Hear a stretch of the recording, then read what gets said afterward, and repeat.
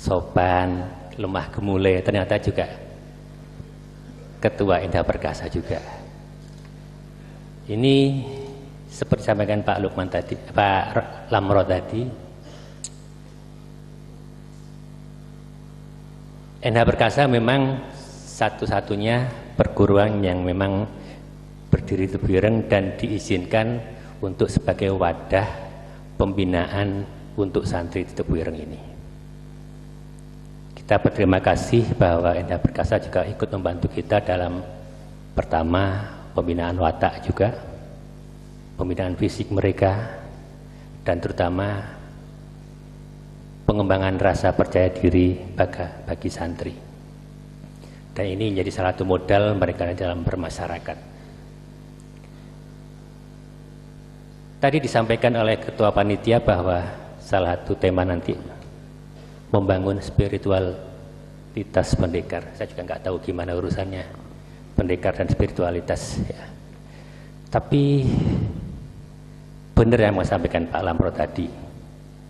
Di sini kadang-kadang ada beberapa juga perguruan yang bukan Indah Perkasa. Kita tahu hampir tiap tahun itu polisi pasti punya PR tiap bulan Suro itu mencegah tawuran antar perguruan silat di Madiun, padahal mereka bersaudara. Belum lagi tawuran antar perguruan di tempat lain, di Lamongan pernah, di Jombang juga pernah, tempat lain. Kadang-kadang saya kira kenapa kok perguruan silat kok seperti ini. Saya kayaknya belum pernah mendengar ada tawuran antara perguruan Kempo, belum pernah ya. Lihat tawuran perguruan karate, belum pernah. Kenapa? Pasti ada sesuatu yang miss dalam pembinaan kita. Ya alhamdulillah selama mungkin 10 tahun terakhir ini sedikit sekali laporan dari pengurus pondok tentang santri-santri anggota NH yang ada ekstra tawuran seperti ini, hampir tidak ada laporan. Ya.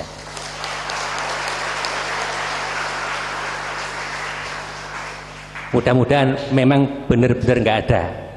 Saya khawatir tidak dilaporkan itu. Ya, ya alhamdulillah nggak ada benar. Sampai sebulan yang lalu kita masih bermasalah dengan ini. Mungkin bukan NH, saya yakin bukan NH. Ada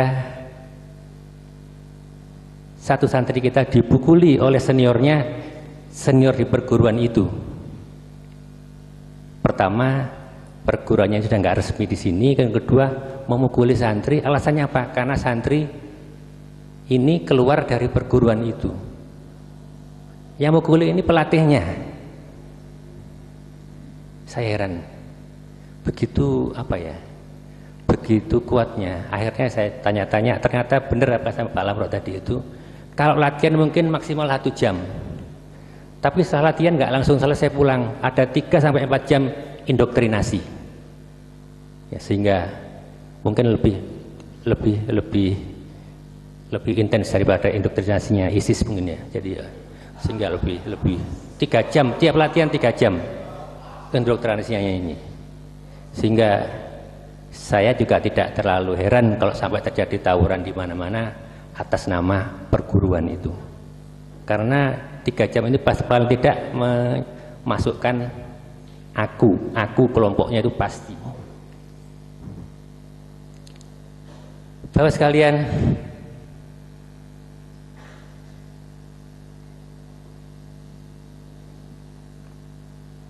tadi juga sempat disinggung bahwa oleh panitia Pak Hasim memang benar dalam sejarah pernah mendatangkan pelatih ahli-ahli pencak dari Cirebon karena memang lingkungannya pada saat itu memerlukan santri yang sedikit, nggak sampai 10 orang di lingkungan daerah hitam di mana banyak penjahat-penjahat yang mengganggu Tebuireng, sehingga beliau mendatangkan teman-temannya dari Cirebon.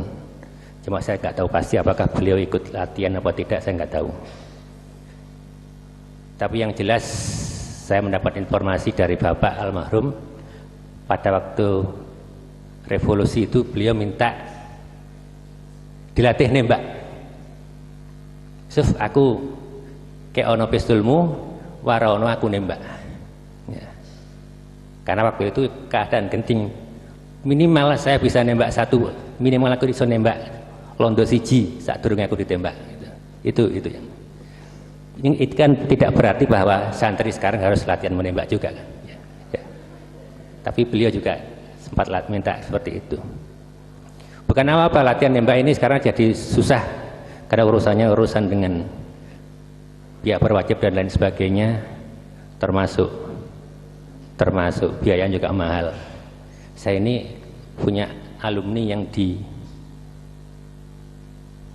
Angkatan Laut di sana. Kadang-kadang saya diajak latihan nembak di sana. Mahal ternyata pelurunya. Satu kotak, mungkin sekali latihan satu kotak isi sekitar 30 sama 40 peluru itu hampir 500.000. Wah, caranya ini ya tekor aku buat ini. Untungnya waktu itu pakai pelurunya punyanya angkatan sana sehingga tidak harus bayar. Tapi kalau harus bayar sendiri ya. So sekalian, sekali lagi saya berterima kasih pada semua pihak yang telah menyelenggarakan acara ini. Mudah-mudahan kedepannya, sekali lagi kedepannya NH Perkasa ini lebih bisa berpartisipasi dalam pembinaan generasi muda Islam, khususnya Nahdien, lebih khusus lagi santri-santri Tebuireng, supaya menjadi generasi-generasi yang lebih baik dari sebelumnya.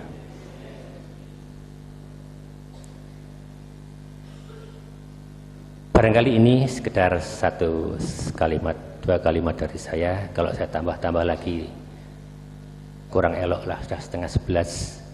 Tadi jadwalnya saya lihat jam 10 sudah harus dimulai seminarnya. Sudah molor setengah jam. Sekali lagi terima kasih pada semuanya. Wallahu muwaffiq ila aqwamit thoriq. Wassalamualaikum warahmatullahi wabarakatuh.